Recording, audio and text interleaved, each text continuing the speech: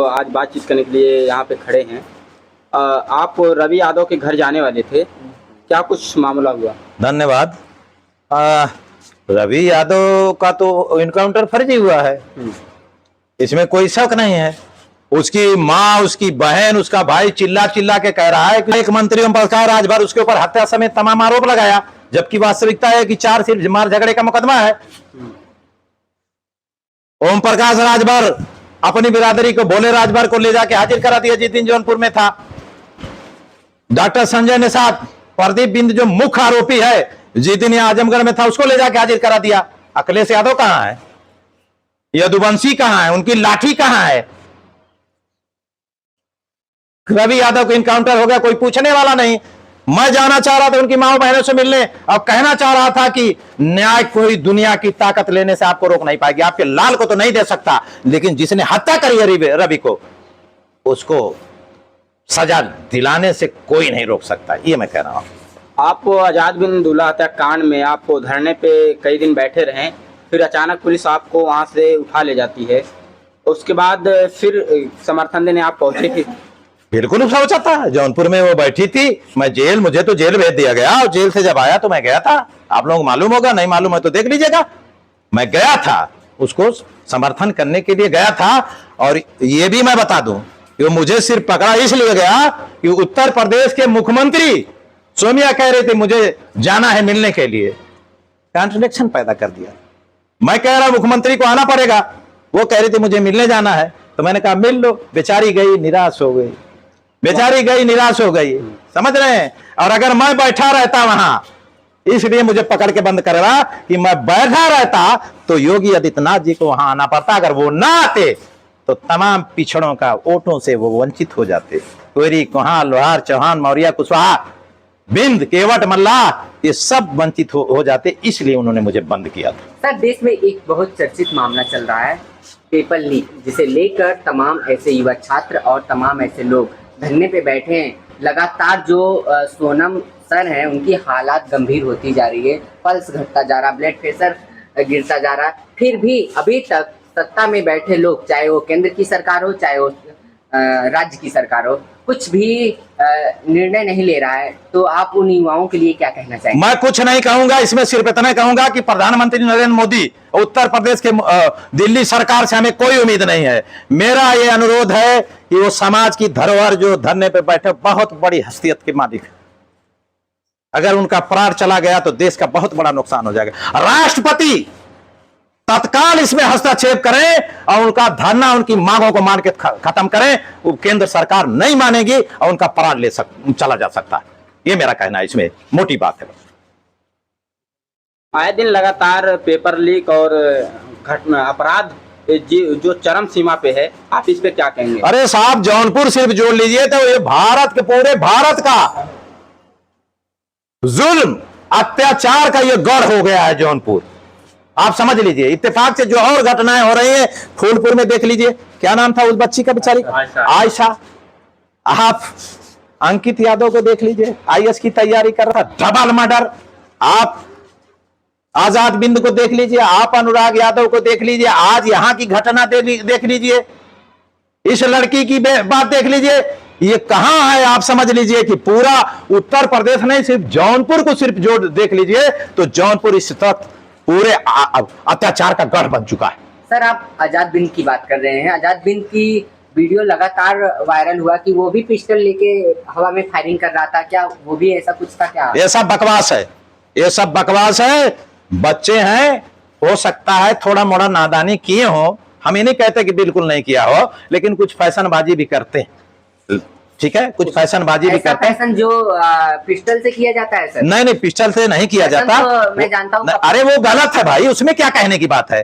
अगर जो पिस्टल उसके हाथ में दिखाई दे रही है, जो फायर कर रहा है, वो बिल्कुल गलत है, इसमें कोई शुबा नहीं।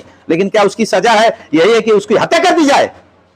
उसकी हत्या कर दी जाए, ये कौन सी वो है? अरे वो बिगड़ रहा है या कुछ इस तरीके का हो रहा है तो उसके अंदर सुधार लाइए, ये होता है। उसने क्या उस पिस्टल से किसी की हत्या करी थी? मैं देख रहा हूं वीडियो में, उस फायर कर रहा है, गलत तो वही है।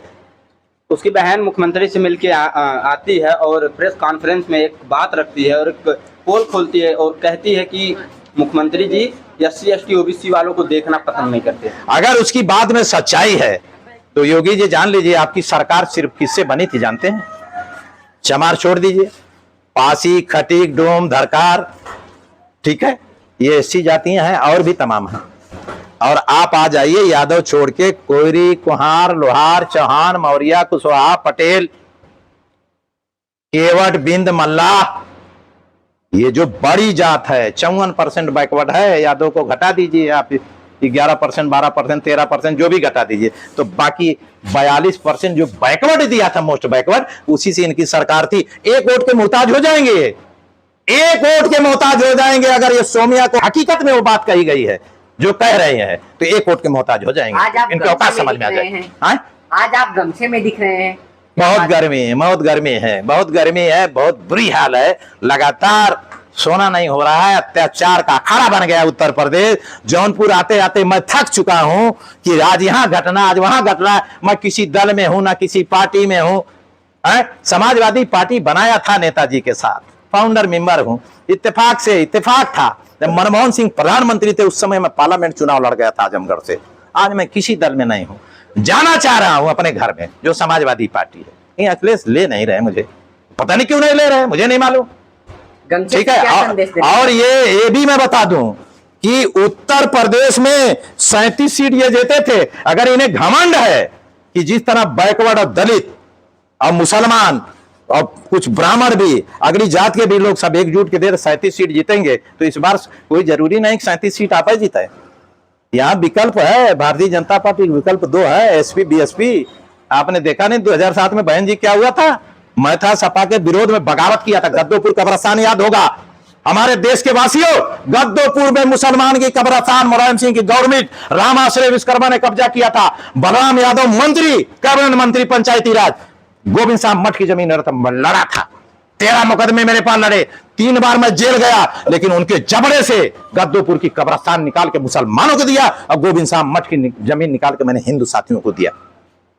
और उसके बाद 2007 का जब चुनाव हुआ तो मायावती को मैंने समर्थ किया। उत्तर प्रदेश में 262 सभाएं मैंने की और मायावती जी को 65% मुसलमानों को वोट मैंने दिलवाया। पूरा ब्राह्मण वोट दिया था, मेरे कहने पर नहीं दिया था। ब्राह्मण उस वक्त पता नहीं क्यों नाराज था और ये कह रहा था कि हाथी नहीं गणेश है, ब्राह्मण विष्णु महेश है। पूरा चढ़ गया बहन जी को और बहन जी की बहुमत बन गई। तो अखिलेश जी घमंड में न रहे कि हमें विकल्प है, मायावती जी भी विकल्प है। जाना चाह रहा हूं, लेकिन हकीकत में 5 करोड़ मुसलमान है, 5 करोड़ मुसलमान है। यहाँ पे जाटव चमार अकेले 3.5 करोड़ है और भी पिछड़ी दलित जातियां हैं, ब्राह्मण है। सबको न्याय की बात करेंगे तब तो अखिलेश के साथ हम हैं, वरना हम नहीं है। बात तो कर रहे हैं, PDA की बात कर रहे हैं, दलित पिछड़ा अल्पसंख्यक की बात करें लगातार। कहाँ है PDA? कहाँ है अंकित यादव की हत्या हो गई PDA? परसों नरसों में गया था, जब मैं गया तो कौन था बताइए? मेरा PA यहाँ है, पूछिए। सिर्फ रमाकांत यादव उनका प्रतिनिधि गया था और कोई नहीं। इतनी निर्मम हत्या IAS की तैयारी कर रहा था, IAS की तैयारी कर रहा था, IAS की तैयारी कर रहा था, IAS की तैयारी कर रहा था। बताइए कौन गया था? कौन गया था बताइए? और जब मैं गया तो समाजवादी पार्टी का जिला अध्यक्ष समेत सारे लोग वहां गए और तमाम तरीके की बातें हुई। ये चलेगा? ये चलेगा? ईमानदारी से क्या कर रहे हैं आप ये देखने का, जमीन पे कौन कर रहा है? संविधान बचाओ और नारा दे रहे हैं, संविधान बचाने की बात कर रहे हैं और कहते हैं कि दलित पिछड़ा जो है। अरे छोड़िए, संविधान तो सिर्फ चमार बचा रहा है।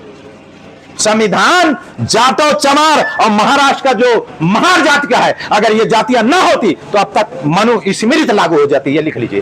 सर आप चमार की बात कर रहे हैं जी, लेकिन अभी जब डॉक्टर अंबेडकर के ऊपर वो अमित शाह जी ने कमेंट किया था, उस दौरान जिला कलेक्टर में मुस्लिम समुदाय के लोगों ने भी आगे आके ज्ञापन दिया था। फिर आप कैसे कह रहे हैं कि सिर्फ चमारी बचा रहे हैं? देश में आरक्षण और संविधान की सबसे बड़ी लड़ाई सिर्फ हमारे चमार समाज के साथी जाटव, जो पश्चिमी उत्तर प्रदेश में कहे जा रहे हैं, और महार जाट महाराष्ट्र, ये सबसे आगे है और लाखों लोगों के ऊपर मुकदमे लगे हैं। ये मैं बता रहा हूं आपको, ईमानदारी और सच्चाई है ये। मुसलमान तो डरता है, मैं भी मुसलमान हूं, मैंने डॉक्टर BR अम्बेडकर को पढ़ा है, मैंने जाना है कि लोकतंत्र है संविधान का हिस्सा, हमको अपनी बात कहने का हक है। हम संविधान के अंतर्गत लोकतंत्र में दिए गए अधिकार का प्रयोग करेंगे। यहां आए हैं, मारे जाएंगे, कत्ल हो जाएगा, शहीद हो जाएंगे, कोई फर्क नहीं पड़ता। आप कहते हैं मुसलमान डरता है और हमने आपको हर जगह लड़ते हुए देखा है। अरे तो हम मुसलमान, वही तो कह रहे हैं मुसलमानों से।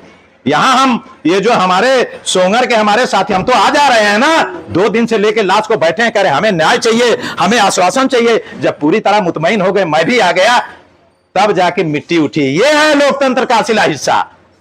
हम इनको सम्मान करते हैं, हम इज्जत की नजर से देखते हैं ये सोंगर के हमारे साथियों, उनके परिवार को। ये है, आप कैसे नहीं करेंगे? आप धर्म और जात के नाम पे हलाल करेंगे, थाने पे जाएंगे, क्या नाम है, यादव हो, मुसलमान हो, चमार हो, पिछड़े हो, दलित हो, ये नहीं चलने वाला है, ये नहीं चलने वाला। दिखा दो, कोई थाना दिखा दे, कोई सीओ कह दे, कोई एसपी कह दे, कोई डीएम कह दे, कर देना मुझे टेलीफोन, बता दूंगा कि संविधान क्या कहता है। और ये ही ऐसा ही नहीं लड़ता। सुन लीजिए, यहां पे मेरी टीम है, हाई कोर्ट में मेरे 11 लोगों की टीम है, सिविल कोर्ट में मेरे 23 वकील हैं, सुप्रीम कोर्ट में मेरे 3 लोगों की टीम है, तब जाके लड़ता हूं। यहां तो मुझे पकड़ के लेके बंद करे हैं सो आजमगढ़ के एसपी। अब हाई कोर्ट में, सुप्रीम कोर्ट में जब जवाब देना होगा तब पता चलेगा। जब ये जेल में जाएंगे, इनकी औलादें भूखे मरेंगी, तब पता चलेगा। ऐसे नहीं लड़ाई लड़ी जाती, हवा में आए यहां तो बोल दिए। बोलता हूं तो कुछ समझ के बोलता हूं। Thank you.